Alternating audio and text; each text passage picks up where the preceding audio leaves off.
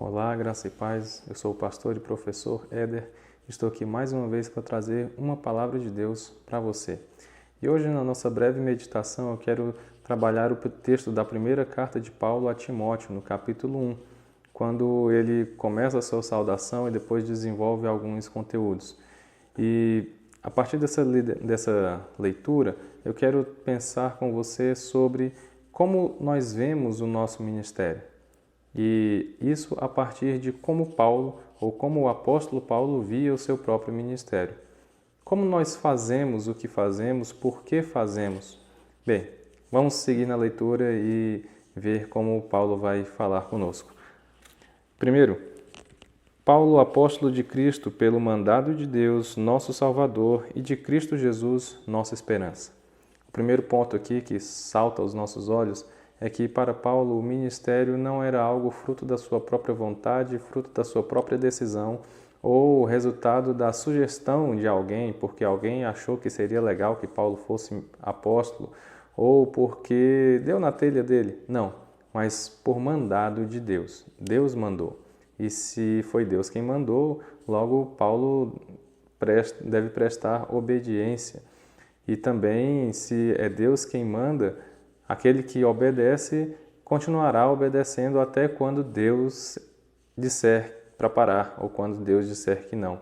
Então, Paulo não iria até onde ele quisesse simplesmente, mas deveria ir até onde Deus mandasse ir, fazendo o que Deus mandasse ele fazer da forma como Deus quisesse que ele, Paulo, fizesse.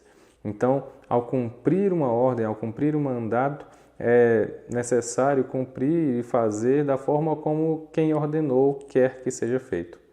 Seguindo adiante, Paulo, no versículo 3, ele fala para Timóteo que deixou Timóteo em Éfeso para fazer algumas coisas ali na igreja, para cumprir algumas coisas que ainda estavam faltando.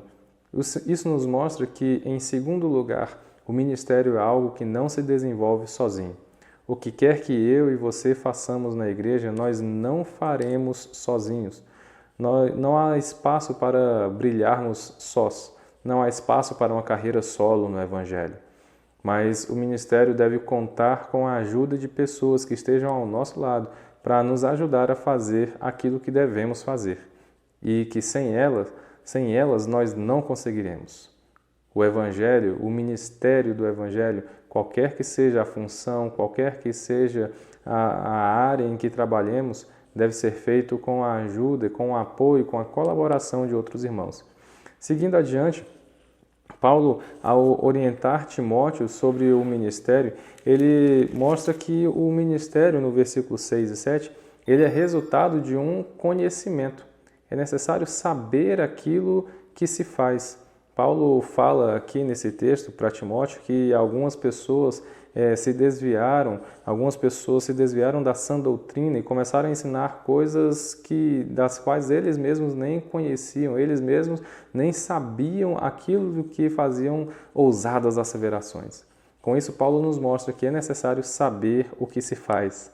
Imagine só alguém que queira entrar para o ministério de louvor da igreja, por exemplo, para a equipe de música, sem saber tocar ou sem saber cantar.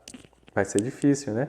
Imagine alguém querer entrar para o quadro de professores da escola bíblica sem saber dar uma aula ou sem conhecer a Bíblia que ele quer ensinar. Vai ser difícil. Então, o ministério, qualquer que seja, em qualquer área que seja, em qualquer função que se exerça, ele deve ser resultado também de um conhecimento.